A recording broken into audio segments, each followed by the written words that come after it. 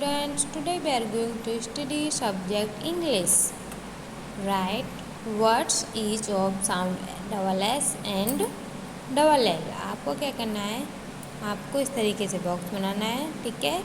एक तरफ sound double S लिखना है, एक तरफ साउंड डबल एल, ओके। फिर आपको साउंड डबल एस वर्ड्स लिखने हैं और साउंड डबल एल वर्ड। जैसे साउंड डबल एस वर्ड्स क्या हैं, toss, TOSS toss, PRESS press, GRASS grass, DRESS dress, CAAS class, CHESS chess, LESS less, MIS miss.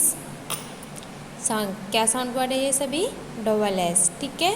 Sound word double S, वो किस तरीके से आपको अपनी नोटबुक में लिखना है, ओके। नेक्स्ट है double L, sound word double L, ठीक है।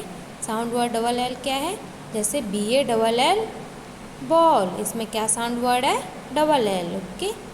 नेक्स्ट है hall, HALL hall, sound word double L. SELL sell, DOLL doll, ROLL roll, PULL pull, BULL bull, KILL kill. ये सभी क्या है, sound word double L, okay.